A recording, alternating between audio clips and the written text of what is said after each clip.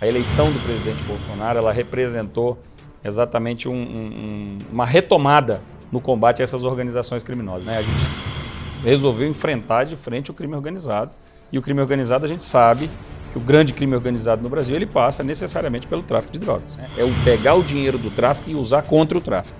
No caso, hoje, a gente pega o dinheiro do crime organizado e usa contra o crime organizado. O presidente Jair Bolsonaro teve a coragem de colocar um policial à frente do MJ, né?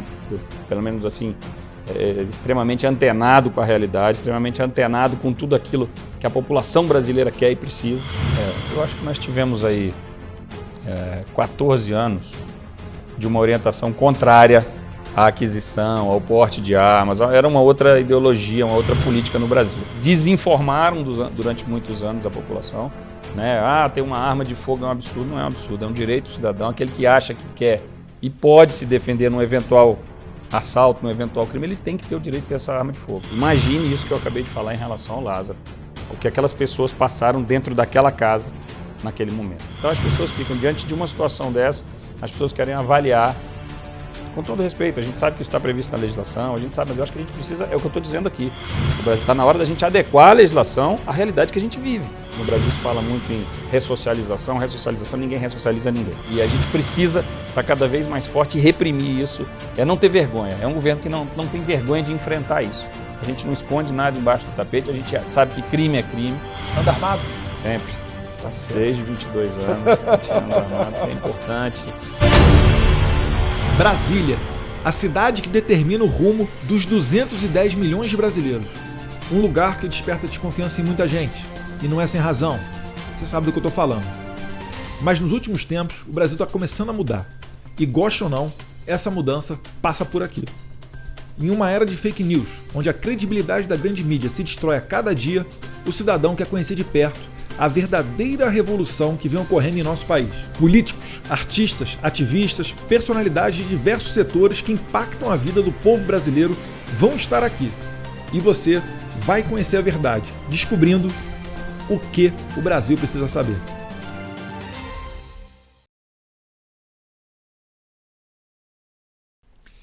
Fala, pessoal! Brasil Precisa Saber desse sábado está recebendo aqui uma das pessoas que comanda uma das principais pastas do governo Bolsonaro, que é o ministro Anderson Torres, delegado de Polícia Federal. Não é isso, ministro? Isso aí. Muito obrigado. Ministro, obrigado por receber a gente aqui. Estamos aqui falando do ministério mais antigo do Brasil, que é anterior à República. Mas antes de entrar nesse tema, eu queria, por favor, caso alguém aí não conheça o senhor, para falar um pouquinho da sua trajetória profissional até chegar aqui no Ministério da Justiça e Segurança Pública.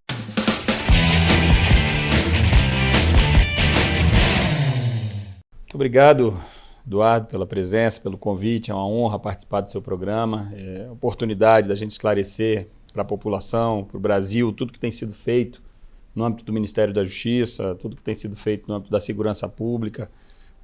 Mas vamos do início, né? Para aqueles que não me conhecem, meu nome é Anderson Torres, eu sou delegado da Polícia Federal de carreira, eu sou nascido e criado aqui em Brasília. A gente teve uma vida aí sempre no serviço público, uma vida sempre dentro das instituições de segurança pública. Meu primeiro trabalho foi na Polícia Civil do Estado de Goiás, eu fui agente da Polícia Civil do Estado de Goiás, depois eu fui papiloscopista da Polícia Civil do Distrito Federal, tive a oportunidade de passar alguns meses como escrivão de Polícia Federal. E aí é o melhor cargo, hein? A delegado de Polícia Federal, Eduardo é meu colega de Polícia Federal, enfim. Então, assim, sempre estive muito ligado a esse meio da segurança pública e trabalhando com isso com muita seriedade, muita dedicação, uma vez que a gente entende que é um dos principais problemas que o nosso país vive há muitos anos. Então, a nossa carreira é pautada nisso e estamos aqui agora para contribuir um pouquinho mais. E trabalhou na fronteira, né? Trabalhei em Roraima. Qual fronteira que trabalhou? Trabalhei em Roraima, na fronteira com a Venezuela. O que tem de mais problema lá? Uma fronteira muito difícil de tráfico de drogas. À época, a questão do descaminho de combustível. Tínhamos ali a questão do tráfico de pessoas. A questão do meio ambiente muito forte lá. A questão indigenista também muito forte. Enfim, um estado que pega quase todas as atribuições aí da Polícia Federal com muita força. E a gente teve a oportunidade de aprender muito em Roraima. E agora, só ilustrando rapidamente, nós estamos lá com a Operação Acolhida do governo federal. Tive a oportunidade de estar lá e ver, Eduardo, a vergonha de que um sistema totalitário, um sistema... enfim, o sofrimento da população venezuelana desesperada procurando ajuda no Brasil em razão de tudo que está acontecendo na Venezuela. Fiquei extremamente emocionado ao ver aquelas pessoas, tive a oportunidade de conversar com várias delas e vi o sofrimento das pessoas em razão de uma situação política sem igual na Venezuela. Infelizmente, é um país que está... quando eu estive lá, quase 20 anos atrás, a situação não era tão ruim, mas agora realmente está uma situação deplorável e é muito triste ver uma nação se acabar como a nação venezuelana tem se acabado em razão de decisões políticas e de modelos políticos aí que a gente sabe que são fracassados no mundo todo. Uhum. Eu tive 2 vezes na fronteira em Pacaraima, uma antes e uma depois da Operação Acolhida, né? Inclusive tem vídeos aí no YouTube para quem quiser ver, coloca lá, Eduardo Bolsonaro, Missão Fronteira, vai aparecer lá.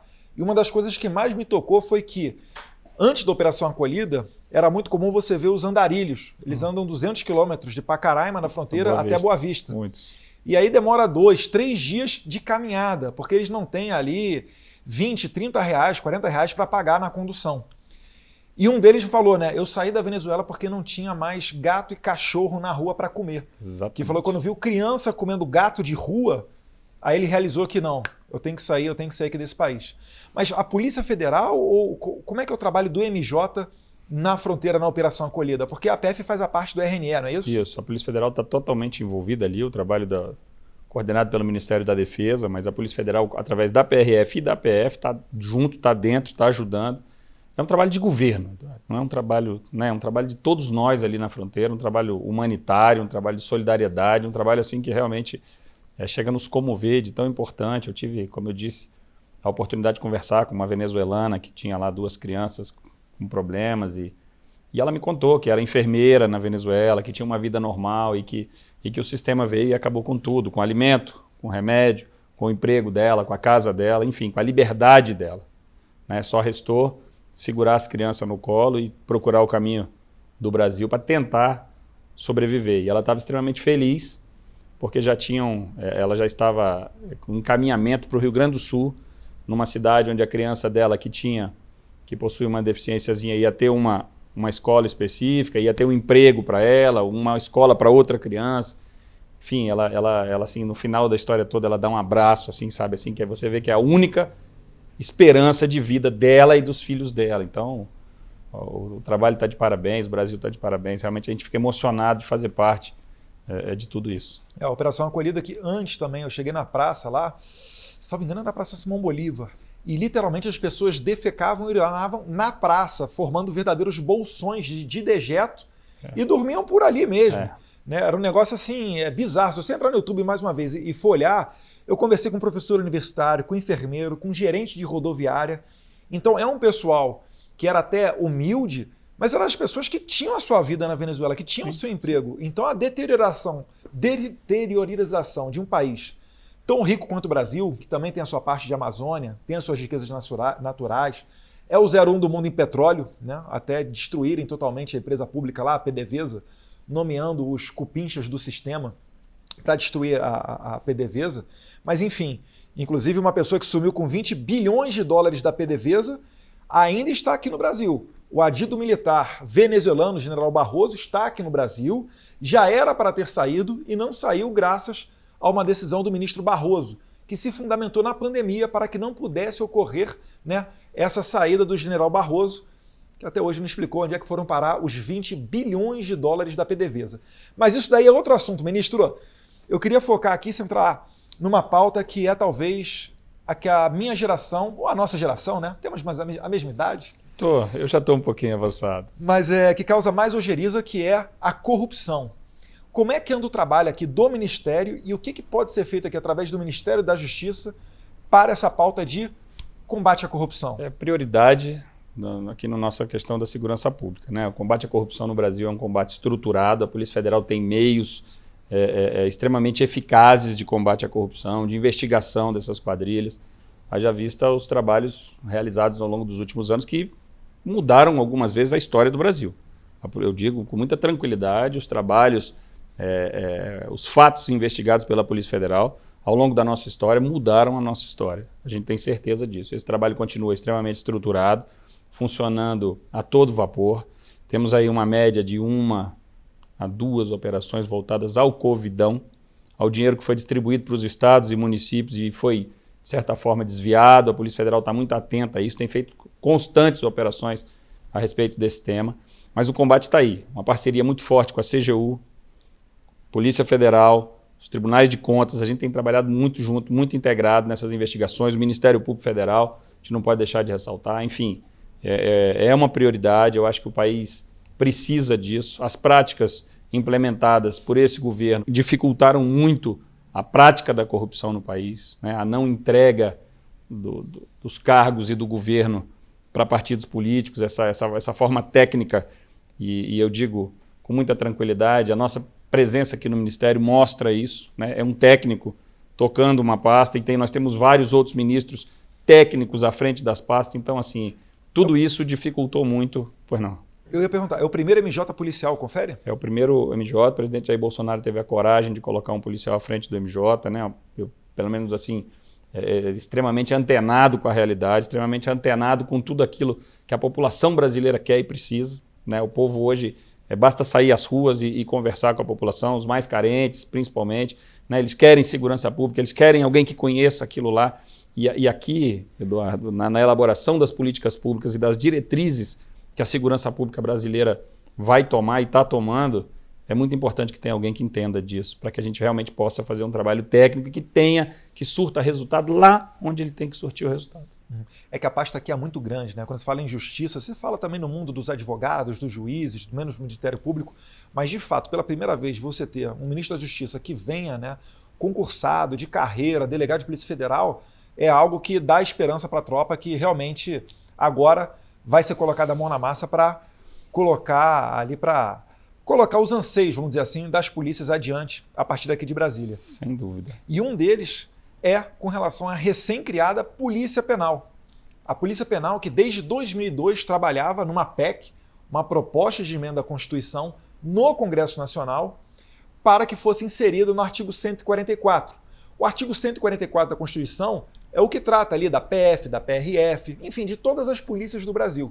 E agora, em 2019, no primeiro ano do governo Bolsonaro, conseguiu ser aprovado, com apoio, obviamente, do presidente, a inserção da Polícia Penal no artigo 144. E está sendo gestado aqui no Ministério da Justiça a regulamentação que eles tanto desejam.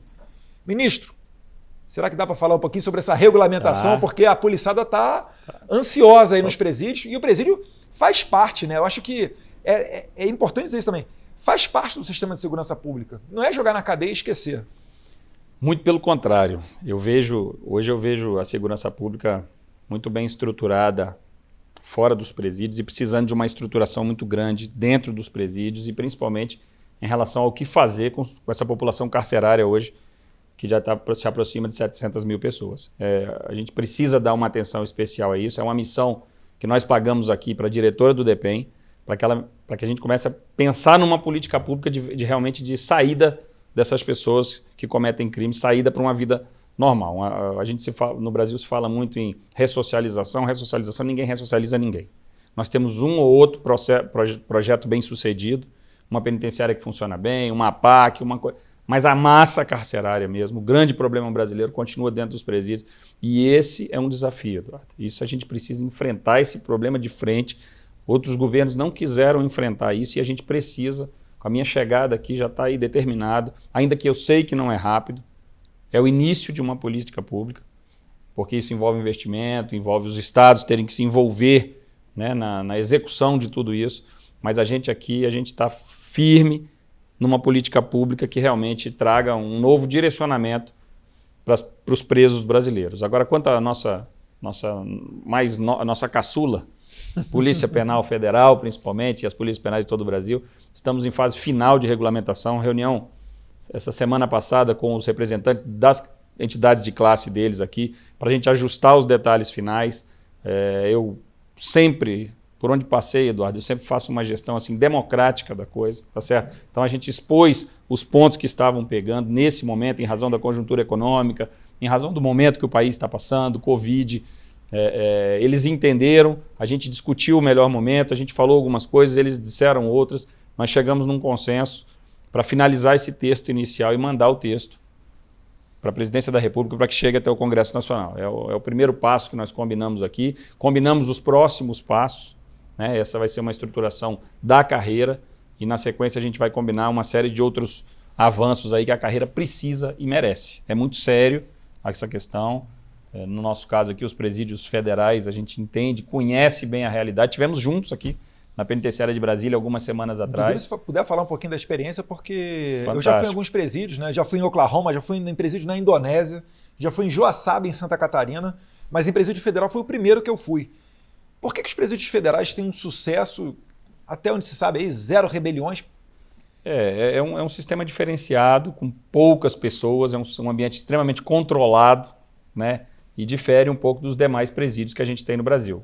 Você sabe, eu fui secretário de Segurança Pública aqui do Distrito Federal e aqui a gente coordenava um presídio com 17 mil presos num lugar apenas e realmente é uma situação muito diferente de um presídio federal como o que nós temos aqui com 200 e poucas pessoas ali dentro. É diferente, mas ele é feito para isso, né?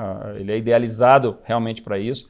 Aquilo que eu sempre digo ali é a última esperança das pessoas em relação àquelas pessoas que realmente o país tem uma dificuldade e o sistema jurídico e judiciário tem uma dificuldade em relação àquelas pessoas, são presos de alta periculosidade, que têm um alto poder de influência na criminalidade organizada. Então, realmente são pessoas que merecem um cumprimento de pena diferenciado num local diferenciado. E para isso servem os penitenciários federais e estão bem estruturadas pelo país. E agora nós estamos cuidando da carreira de quem cuida das penitenciárias e desses presos. Uhum.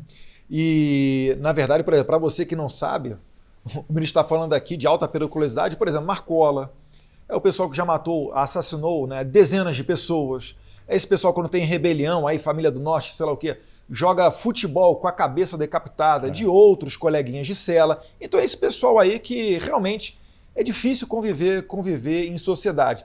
E muitas das vezes só vai ter um período que essa pessoa não delinquiu na vida dela, que é justamente o período em que ela ficou presa. Então, meu alerta para você que fica reclamando e caindo no discurso da esquerda, que diz que a cadeia é a universidade do crime, que a cadeia não conserta ninguém. Parabéns, você está fazendo coro ao chamado desencarceramento, ajudando essa pessoa a ficar livre para fazer da sociedade o laboratório do crime. Ainda na esfera criminal, ministro, o senhor falou que trabalhou na fronteira e teve contato aí com a repreensão ao tráfico de drogas.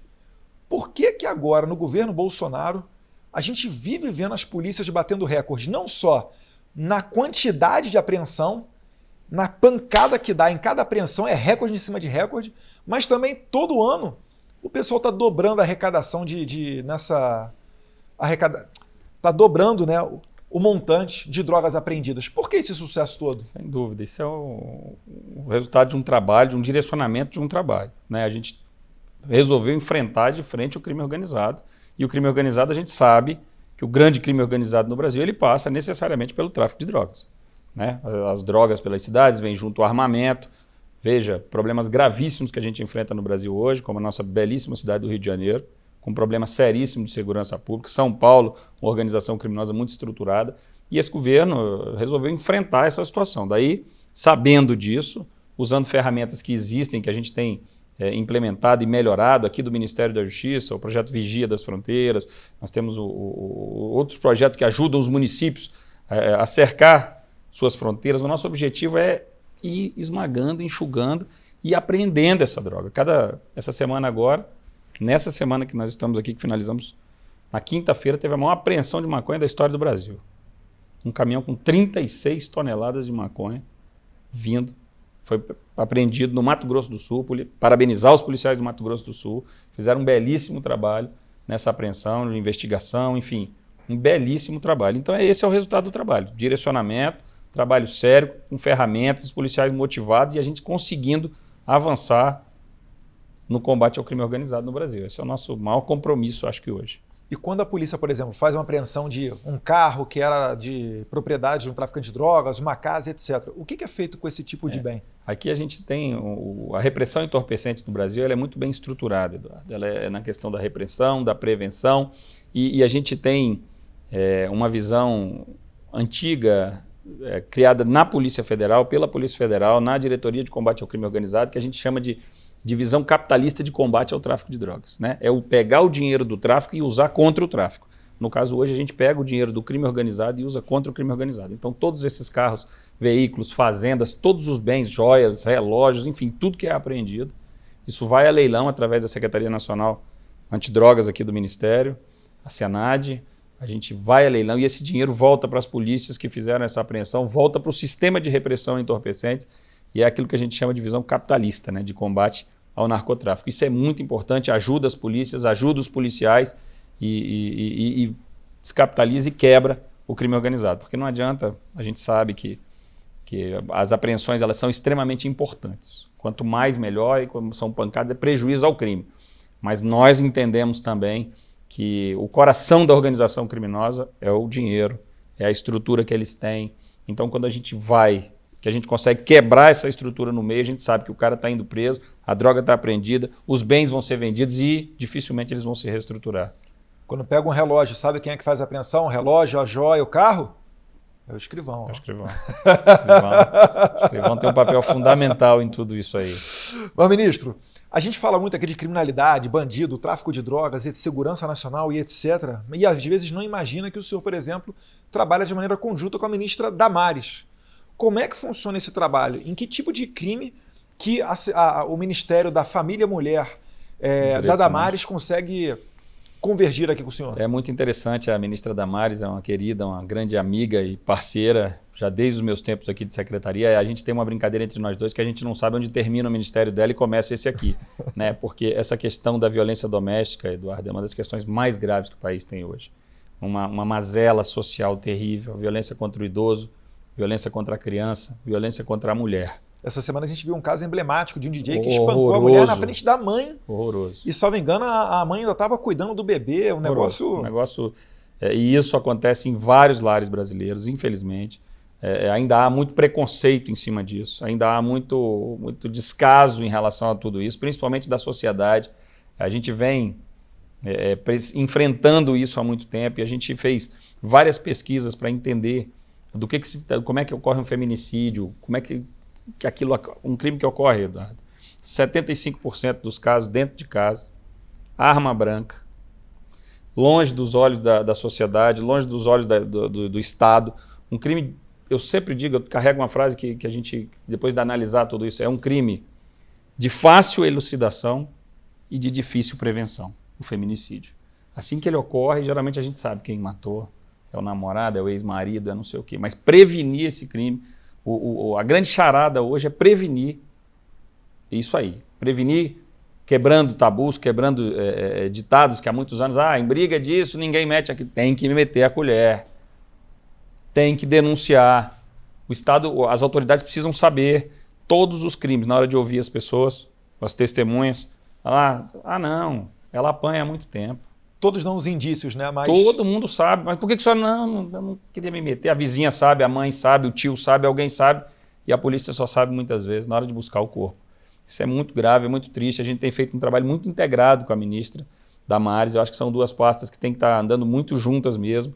Ela nos ajudando nessa questão da prevenção, das campanhas, trabalho belíssimo. Ela tem uma visão muito assim, específica desses crimes e de toda essa violência que acontece, e nós aqui dando esse suporte para ela, esse suporte de repressão, de investigação. Nós temos feito operações semanais aqui, coordenadas pela nossa CEOP, operações integradas que a gente está conseguindo integrar todas as polícias civis do país para estourar a operação no mesmo dia, combate aos mesmos crimes, fazer isso em nível nacional. Isso tem tido um resultado fantástico. A gente tem conseguido responsabilizar verdadeiros monstros que cometem essas atrocidades, porque eu te falo que determinados crimes contra as mulheres, contra as crianças, contra os idosos, eu não tenho outro objetivo. É muita covardia. É muita covardia. E a sociedade reprova demais. E a gente precisa estar cada vez mais forte e reprimir isso. Não ter vergonha. É um governo que não tem vergonha de enfrentar isso. A gente não esconde nada embaixo do tapete, a gente sabe que crime é crime A gente não mistura as coisas aqui no Ministério. A gente sabe muito bem que crime é que não tem... mas determinado crime talvez seja uma opção sexual. Eu não vou falar a palavra que eu queria dizer por educação à entrevista, mas não existe isso aqui. Crime é crime, crime contra a criança é crime contra a criança, e assim nós vamos até o final. Uhum. E o presidente também, ele sempre foi muito aguerrido, né? Ele sempre brinca não, né? Aquela brincadeira com fundo de verdade dele. Tem um vídeo famoso em que ele pega 3 mulheres, coloca no palco, né, antes de ser eleito presidente, em que ele pergunta para as mulheres se, caso venha um bandido para roubar elas, que pode se transformar depois num latrocínio, né, se ela preferiria ter na mão um papel com a lei do feminicídio ou uma arma de fogo. Enfim, o presidente sempre foi muito a favor de uma flexibilização no acesso às armas de fogo, e em 2019 ocorreu um aumento de 84% na venda de armas. Concomitantemente a isso, tivemos uma redução de cerca de 20% no número de homicídios em 2019. Como é que está hoje em dia a situação para alguém requerer a posse e o porte de armas de fogo junto à Polícia Federal? Eu acho que nós tivemos aí 14 anos de uma orientação contrária à aquisição, ao porte de armas. Era uma outra ideologia, uma outra política no Brasil, né? Apesar do plebiscito, apesar da população ter dito que queria ter o direito de ter uma arma de fogo, o governo, naquela época, não respeitou isso. A gente tem procurado respeitar, tem procurado facilitar, não é da noite para o dia, mas a gente tem procurado meios e métodos melhores para atender melhor a população, para que o cidadão possa exercer o seu direito. Falta muita informação em cima disso, porque desinformaram durante muitos anos a população, né?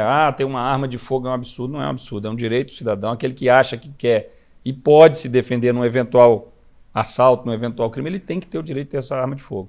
Então é isso que a gente tem direcionado, a gente tem procurado estruturar a Polícia Federal, estruturar pedidos através da internet. A gente não tem delegacias em todo o país, estamos estudando convênios com as polícias civis estaduais para que eles possam receber a documentação. Que isso, ministro? Música para os meus ouvidos. A gente quer... O Estatuto do Desarmamento dá essa brecha, Exatamente. artigo 26 ou 28 Exatamente. por ali já permite os convênios. E a gente vai começar a fomentar isso agora para que a Polícia Civil possa receber o documento, ajudar a orientar aquelas pessoas, está faltando isso, está faltando, porque senão o cara pega, põe no sistema, manda para a Polícia Federal. Daí volta, o negócio está faltando. E às vezes o cara está numa cidade muito longe, muito distante de uma delegacia da Polícia Federal, ele tem toda uma dificuldade ali, o Brasil é um continente.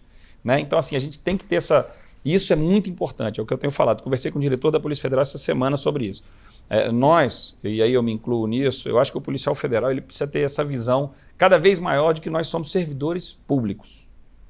E é a polícia administrativa, controle de produtos químicos, segurança privada, arma, enfim, esse é um serviço para a população, a gente tem que fazer da melhor forma possível, né? A gente tem que incentivar isso e proporcionar meios para que a Polícia Federal atenda cada vez melhor. Então, na questão do armamento, dessa forma, a gente está procurando se estruturar cada vez melhor, para cada vez melhor atender o público e orientar, e naqueles casos que a pessoa realmente fizer justo, tiver com tudo certinho, para que a gente conceda autorização. Inclusive, há pouco tempo atrás aqui, nós tivemos, no 9 de julho, uma manifestação do movimento Pro Armas, que é liderado pelo advogado Marcos Polon. E um dos pedidos era esse, né? Era que, na verdade, fosse cumprida a legislação. A gente sabe que o Estatuto do Desarmamento, na minha opinião, não é uma lei de restrição, não é uma lei de controle de armas, na minha opinião, já é uma lei de restrição às armas de fogo. Mas uma boa parte do Estatuto do Desarmamento que a gente tem que mexer é no Congresso Nacional. Responsabilidade dos deputados e senadores. Agora, dentro aqui dos limites do Estatuto do Desarmamento, onde o presidente pode caminhar, pode fazer os seus decretos, como no passado o pêndulo foi muito para o lado do desarmamento, o que o presidente Bolsonaro está fazendo é o quê? Dentro dos mesmos limites, botando esse pêndulo mais para a legítima defesa, para o armamento. Até porque, por melhor que seja a polícia, ela não é onipresente, principalmente nas áreas rurais, né? As pessoas falam, normalmente quem é desarmamentista diz, né? Se não precisa de arma porque é a polícia que tem que fazer esse papel. Não. Quando ocorre, senão uma pessoa sofreria um crime em qualquer local do país e ela processaria pedindo indenização para a polícia, já que era responsabilidade da polícia oferecer essa segurança individual das pessoas. Então não é assim que a banda toca, não. Mas um dos pedidos, né, do Polon, do Movimento Pro Armas, seria justamente esse. Usar esse artigo do Estatuto do Desarmamento para que fossem feitos esses convênios com os estados. que é o que já ocorria no passado. No passado, confere, os delegados de polícia civil, eles poderiam fazer a emissão de documentos e ajudar nessa parte? As polícias civis, elas faziam inclusive o controle do sistema, né? Aqui, eu me recordo, em Brasília havia o DAMI da Polícia Civil. Ela fazia, para comprar uma arma não precisava ir à Polícia Federal. Ela mesma fazia a autorização, comprava, e ela possuía esse cadastro das armas. Em determinado momento, isso foi centralizado em âmbito federal, esses cadastros todos migraram para o governo federal na pessoa da Polícia Federal, vamos dizer assim, e ela passou, aí criaram o Sinarme e ela passou a controlar, fazer esse controle nacional de armas de fogo. Acho que é uma evolução, acho importante a gente ter um cadastro único, entretanto, acho também muito importante que a população tenha um acesso mais facilitado a uma orientação, a um profissional ali, uma delegacia, seja de Polícia Civil, seja de Polícia Federal, para que ela possa ter essa, pelo menos a orientação no sentido de poder entregar sua documentação, saber o que fazer, poder até ser orientada se vale a pena, se não vale a pena, se ela quer, se ela não quer. Enfim, um profissional que possa explicar para ela. Isso aí a gente pretende começar muito em breve, esses convênios, já está conversado, a gente precisa ver como é que nós vamos fazer isso, se serão acordos, enfim, a burocracia agora. E verdade seja dita, a Polícia Federal ela tem melhorado e muito nessa parte burocrática de expedição, de posse, porte também. Sempre tem alguns problemas, algumas pessoas reclamam, mas na medida do possível a gente está caminhando no rumo certo. Eu sempre relembro também as pessoas que, por exemplo, o estado do Amazonas, ele só tem 2 delegacias de Polícia Federal, na capital em Manaus e na fronteira com a Colômbia em Tabatinga. Então você imagina um estado todo desse tamanho, a pessoa tem que levar tudo, né, burocrático. Por mais que hoje em dia você possa fazer pela internet, certamente os ribeirinhos, o pessoal do interior não vai ter essa informação, ou às vezes até sinal da internet, para legalizar a sua situação. Então é nesse sentido que vem os convênios. É um país, é um Brasil de muitos Brasis, né? E a gente que é do governo federal, vamos dizer assim, né, que tem que acudir a todos, a gente tem que dar o remédio certo para cada lugar do país. É óbvio que o cara que está no interior de São Paulo, totalmente estruturado, com várias delegacias, ele tem uma realidade. O colega da Amazônia tem outro, o colega da Bahia tem outro, e o órgão federal precisa se adequar a isso e prestar esse serviço da melhor forma. Não, conta com o meu apoio aí. Se for preciso aí arranjar um estado parceiro, a gente corre atrás do governador, fala que é bonito e tudo. Não, vamos fazer. Ministro, qual é a grande diferença que o senhor enxerga na administração atual da política de segurança pública do governo Bolsonaro com gestões anteriores? O senhor consegue enxergar um parâmetro? Porque a gente falou aqui em facilitação na questão da expedição de posse e porte de arma de fogo, falamos aqui em recorde de apreensão de drogas. Por que essa diferença tão grande? Eu acho que tudo passa realmente pelo direcionamento. Acho que o presidente Bolsonaro, a eleição do presidente Bolsonaro, ela representou exatamente uma retomada no combate a essas organizações criminosas. Isso eu não tenho a menor dúvida, assim, um incentivo. Isso vinha sendo feito, mas acho que agora está sendo feito de um jeito muito mais robusto, muito mais eficaz e muito mais direcionado a isso, né? Isso foi muito importante. A gente sabe que foi uma injeção de ânimo em todos nós policiais. Acho também que a coragem agora de trazer um policial à frente do Ministério da Justiça, eu acho que isso é um recado, como você bem disse, um recado muito claro para a tropa, né? Algumas coisas, eu quero deixar claro que algumas coisas que ficaram para trás, nós vamos tentar rever agora, nos próximos atos legislativos que vão passar pelo Congresso. Se em algum momento houve algum prejuízo irrazoado às forças de segurança, a gente vai tentar rever isso agora. Eu conversei já longamente com o presidente, com os outros ministros aí que têm a ver com isso. Então eu acho que essa é a razão. Assim, eu acho exatamente essa coragem de nos trazer para cá um técnico, como eu te disse, né? Um técnico que sempre lidou com isso para poder realmente encaminhar as coisas da maneira com que elas têm que ser encaminhadas. Eu vejo isso, acho que esse resultado, essa união de esforços, união de determinações, tem gerado um combate muito mais forte ao tráfico, um combate muito mais forte ao crime organizado. E perceba que tudo tem funcionado nesse sentido no Brasil. E uma das maneiras de você valorizar as carreiras policiais é dando dignidade ao policial. Como, por exemplo, a imprensa já está vinculando por aí, um programa habitacional voltado para os policiais. Isso é verdade? Está para sair? O governo trata desse tipo de matéria? Isso é verdade. O programa chama-se Habite Seguro. Ele está em fase final de tratativas aqui do Ministério da Justiça. Já se encerrou as tratativas, está no Ministério da Economia agora. O Ministério da Justiça... Só para lembrar, agora hoje, 13 de julho, tá, pessoal? O Ministério da Justiça colocou 100 milhões de reais do Fundo Nacional de Segurança Pública, que há a previsão legal para poder fazer o subsídio nesse programa, né? Eu acho que o projeto provavelmente vai ser feito pela Caixa Econômica Federal, vai ser executado pela Caixa Econômica Federal, mas é um projeto belíssimo que vai possibilitar essa dignidade, porque o mínimo, né, que o profissional da segurança precisa ter é morar num local digno, é ter um acesso mais fácil ao crédito.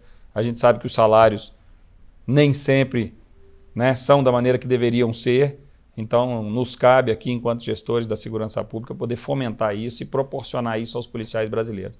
Determinação do presidente, no dia que eu cheguei, disse: Anderson, acelere isso, eu quero lançar isso o mais rápido possível, é importante para os nossos policiais e nós estamos fazendo aqui, fazendo acontecer. Não, bacana. Então tá dando continuidade. Então nasceu com o André Mendonça. André Mendonça começou as tratativas todas, nós estamos apenas encaminhando aqui, finalizando. Não, bacana demais. Nosso ministro. A gente atravessou aqui diversos temas, mas tem um que não dá para fugir, que é a pandemia.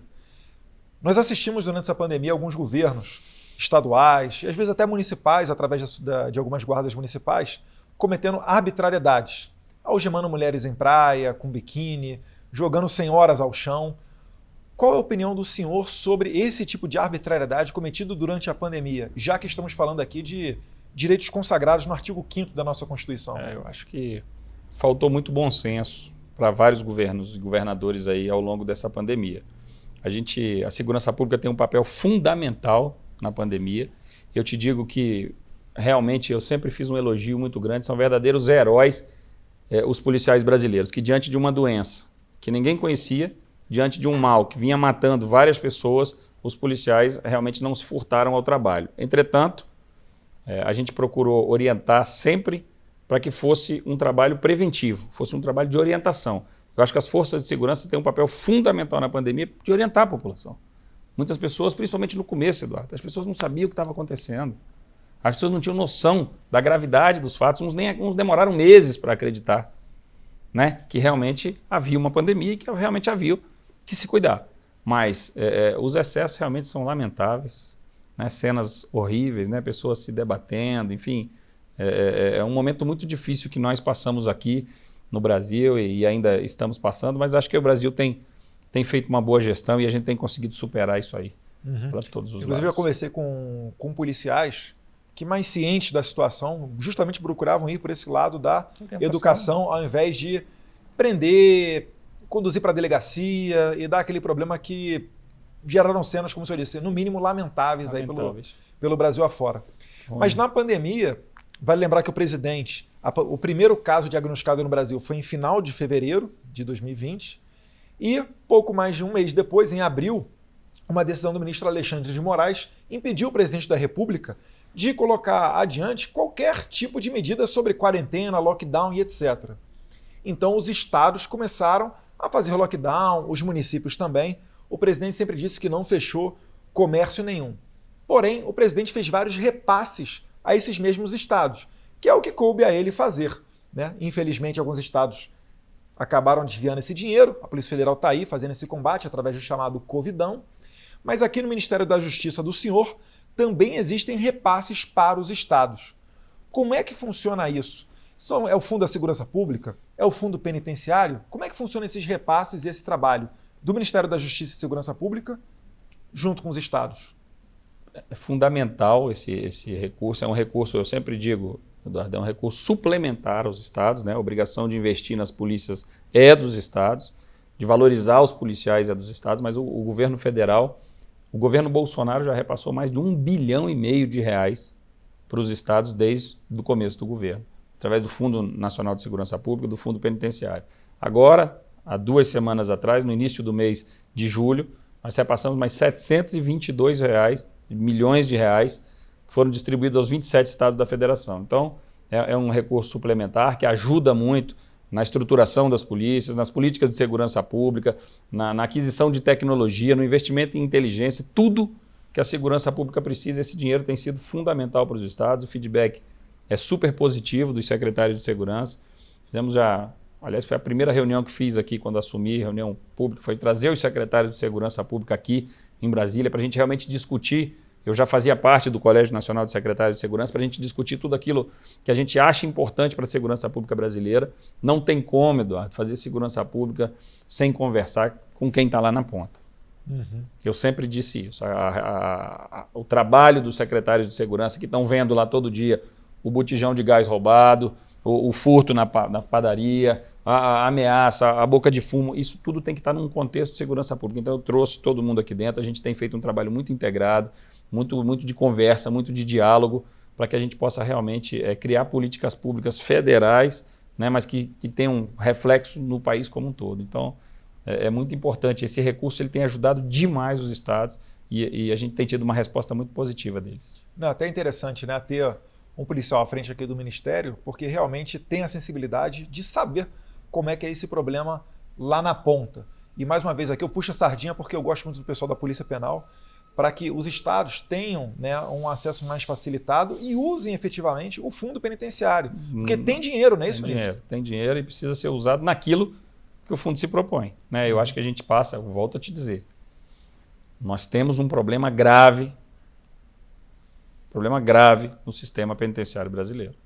Os estados precisam se envolver nisso, como nós vamos fazer agora, para que a gente resolva isso. Senão, nós não conseguiremos resolver o problema da segurança pública. Uma coisa está ligada à outra.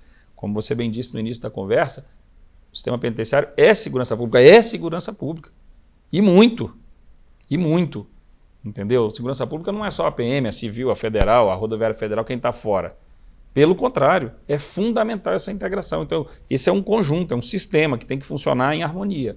E hoje a gente tem esse problema, digo principalmente pelos estados, a gente realmente precisa ajudar a estruturar e criar talvez temos aí uma proposta de mudança na lei de execução penal, temos uma série de avanços que o Brasil precisa ter, porque, como eu te disse, são 700 mil pessoas. É muita gente encarcerada, é um problema sério e que precisa ser enfrentado. Independente de concordar, cada um tem sua visão sobre o preso, sobre isso, sobre aquilo, é uma responsabilidade do Estado e a gente precisa estar atento a isso e direcionar isso. E um presídio desorganizado, ele gera duas situações principais, no meu ponto de vista. É a insegurança do próprio policial penal que trabalha lá dentro, que em caso de rebelião pode facilmente ser feito refém. E nessa desorganização, sempre surge oportunidade para o crime organizado conseguir lucrar, dando assistência jurídica, oferecendo melhor espaço para a pessoa se acomodar dentro do presídio, cobrar a chamada cebola e assim conseguir mais dinheiro para esse mesmo crime organizado. Ministro, várias vezes quando você vê um programa policial, que de uns tempos para cá ficaram até famosos, né? Principalmente na boca de apresentadores que soltam verbo, a gente consegue ver, eu pelo menos consigo enxergar, né, um tripé da insegurança pública.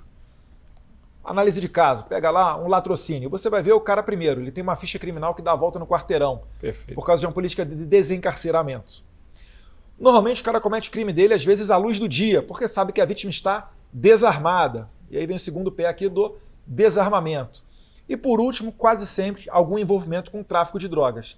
Seja utilizando entorpecente para cometer o seu delito, para ter coragem para cometer o seu crime, ou às vezes pegando a arma emprestada do traficante, né? Então a gente vê aqui o desencarceramento, o desarmamento e o tráfico de drogas.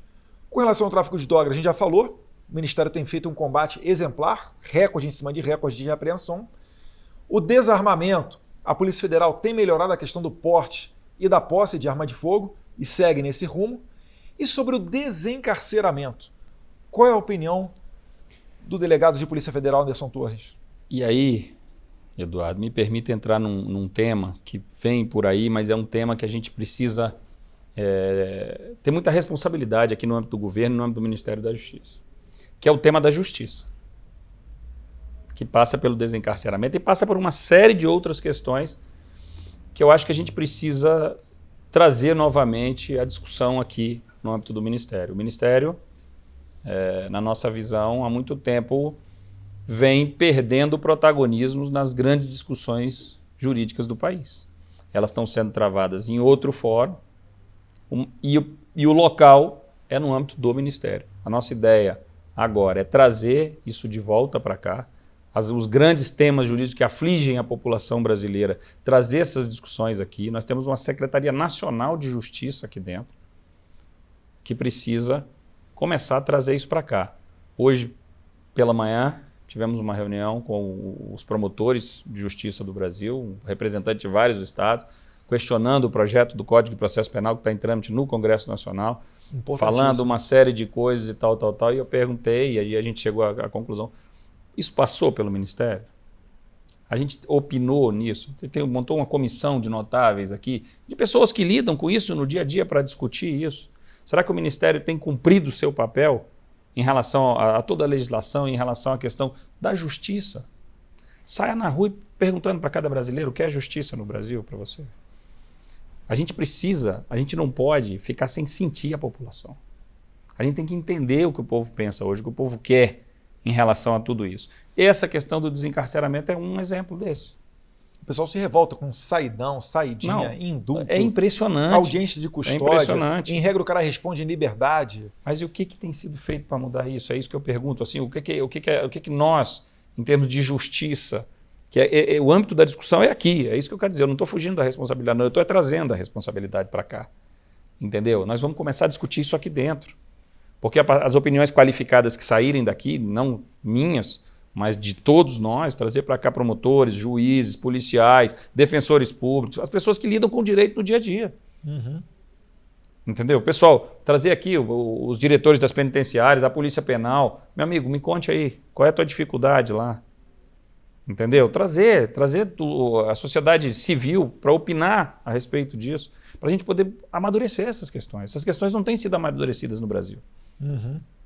Essas questões estão sendo decididas por poucas pessoas no Brasil. E a gente precisa trazer uma discussão, fazer disso uma discussão mais ampla. Essa é a nossa visão, é isso que a gente precisa, pretende fazer em termos de justiça, aqui dentro do Ministério da Justiça. E deixa eu dar uma dica para você que está me assistindo, você pode fazer justiça também, sabe como? Não votando nesse pessoal da esquerda que atrapalha e é resistência aqui a projetos para redução de saidão, indulto, auxílio, reclusão. Tudo isso que acontece aqui que eu digo no Congresso Nacional que é discutido, PT, PCdoB e PSOL de cara já largam defendendo o presidiário. Então fica a dica para você. E ministro, um dos casos mais notórios relativos à segurança pública recentemente foi o do criminoso Lázaro, né, que cometeu alguns crimes que deixaram a população perplexa, que além dos assassinatos também teve aí no meio estupro. O que o senhor tem a dizer sobre esse caso e da ação policial que acabou culminando na morte, né, desse bandido? Eduardo, foi um caso gravíssimo, seríssimo. A gente acompanhou aqui no entorno do Distrito Federal. Um caso, ele só as últimas vítimas dele ali, ele vitimou uma criança de 15 anos, vitimou um jovem de 20 e poucos anos, o pai dessa pessoa, pegou a mãe, levou para uma beira de um cerrado, à beira de um córrego, estuprou, matou. Quer dizer, isso realmente chocou a população do Distrito Federal, do entorno do Distrito Federal e do Brasil.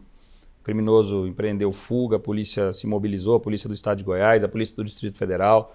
Nós apoiamos com a Polícia Federal, com a Polícia Rodoviária Federal. Foi um trabalho hercúleo, um trabalho difícil, numa região gigantesca. As buscas ocorreram durante muitos dias, as pessoas achavam que a polícia não estava trabalhando bem, não estava trabalhando certo. A verdade é a dificuldade daquele trabalho, a expertise dele naquela região, em andar no mato. E no final, a polícia obteve êxito em localizá-lo, enfim, reagiu e teve aquela situação ali, ele acabou morrendo.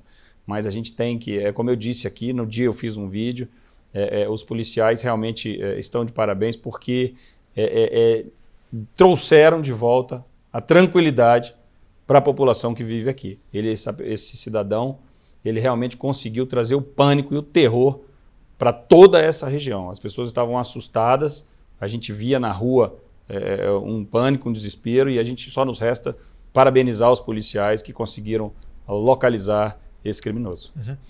E eu me alegro aqui em ter um ministro que apoia a polícia, porque em outros tempos, talvez nós tivéssemos aqui um ministro que se diz ser de direitos humanos, reclamando da quantidade de disparos sendo feito e etc. Ministro, na tua experiência policial, dá para você medir a quantidade de disparos a ser feito? Um tiro na unha encravada do pé, um tiro para o alto na pombinha branca? Na hora do vamos ver, como é que acontece isso daí? Essa é outra discussão que nós precisamos trazer para o parlamento, para o âmbito do Ministério da Justiça. As pessoas acham que é matemática. As pessoas nunca viveram isso, não sabem o que é uma arma apontada em sua direção, com a pessoa drogada, a pessoa muitas vezes com disposição de fazer, às vezes na cabeça da sua criança, às vezes na sua mãe, você dentro de uma área de assalto e você podendo reagir àquilo ali, você tem que se controlar em relação a uma agressão desse nível. E aqui nós estamos falando de uma agressão, imagine isso que eu acabei de falar em relação ao Lázaro, o que aquelas pessoas passaram dentro daquela casa naquele momento. Tá certo? E ele não fez com outra família que ele conseguiu carregar para a beira, porque a polícia chegou e ele teve que deixar todo mundo e correr, porque ele já tinha feito na fuga dele, já tinha entrado em outra casa, eu vi umas imagens, ele já estava com outras pessoas na beira de um córrego lá, que teriam o mesmo fim em relação. Então as pessoas ficam diante de uma situação dessa, as pessoas querem avaliar, com todo respeito, a gente sabe que isso está previsto na legislação, a gente sabe, mas eu acho que a gente precisa, é o que eu estou dizendo aqui, o Brasil está na hora da gente adequar a legislação à realidade que a gente vive. Essa é a retaguarda jurídica que o presidente tanto fala. E o policial precisa disso. E o cidadão precisa disso. Porque o policial, muitas das vezes, ele morre aqui no Brasil com receio de apertar o gatilho e ter problemas num tribunal. Porque ele sabe que quando ele tem que apertar o gatilho, ele não vai ter ajuda de advogado, ele vai ter que, às vezes, responder afastado. Se for policial militar, ele pega até 30 dias de prisão disciplinar, que é uma maneira muito comum que governador frouxo tem de dar uma resposta para a sociedade ou para a imprensa, que muitas das vezes é enviesada com esses direitos humanos deturpado. E vale lembrar aqui, né, já que a gente está falando de Lázaro. Lázaro, que foi, alguns anos atrás, beneficiado com uma saída temporária e nunca mais retornou para o presídio. Então fica aí, mais uma vez, né, a nossa crítica a medidas desencarceradoras quando beneficiam bandidos para voltar a delinquir em sociedade. Ministro, bate-papo tá bom, mas a gente está chegando aqui no finalzinho. E no final aqui é sempre a hora do livro. E o livro que a gente está presenteando, o nosso querido ministro da Justiça, é O Progresso da Ignorância, as cartas de um terráqueo ao Brasil. Na verdade, ministro, é um livro aqui do Olavo de Carvalho. Sei que está numa situação delicada, né? Num hospital, a gente faz aqui orações para sua pronta recuperação, mas sempre os seus livros trazem uma análise que buscam as raízes dos problemas. Então acredito que pode ser de grande valia para o senhor. Muito obrigado. Te agradeço. Uma análise aí da questão brasileira. Excelente. E ministro, agora é o espaço que o senhor pode mandar o recado, falar o que quiser para os brasileiros que estão nos assistindo, o pessoal aí da internet, nossos amigos internautas. De repente uma mensagem de esperança a todos aqueles que não acreditam mais na justiça, ou que acham que o Brasil nunca dará certo. Qual é a mensagem que o ministro da Justiça pode dar para essas pessoas? Eu acho que a gente está em um momento de esperança, de retomada, o país está caminhando para o rumo certo, aquele rumo que há muito tempo a gente vinha procurando. Não é fácil, é uma caminhada, foram muitos anos de destruição, mas acho que agora a gente está caminhando para o rumo certo, um rumo de organizar as coisas, de colocar os pingos nos is, de parar com essa inversão de valores que o Brasil vinha passando há muitos e muitos anos. E eu não vejo outro caminho, Eduardo, que não seja esse. Então eu acho que a população tem tudo para se encher de alegria, se encher de esperança. Nós vamos superar essa crise, essa pandemia que nós estamos vivendo, que gerou uma crise econômica, uma série de problemas no Brasil que não eram previsíveis, ninguém tem como prever uma pandemia, mas acho que isso está sendo superado, está sendo bem superado, muito em breve, se Deus quiser, população vacinada, todo mundo resolvido, e a gente vai tocar o país em frente, economia retomando. Então, assim, não percam a esperança, em especial na justiça. E a questão da justiça, aquilo que a gente acha que não está muito correto, nós vamos trazer para cá, para a gente discutir no âmbito do Ministério da Justiça, que essa é a casa, é o berço da justiça brasileira desde 1822. Exatamente. 3 de julho de 1822 foi inaugurado o Ministério da Justiça.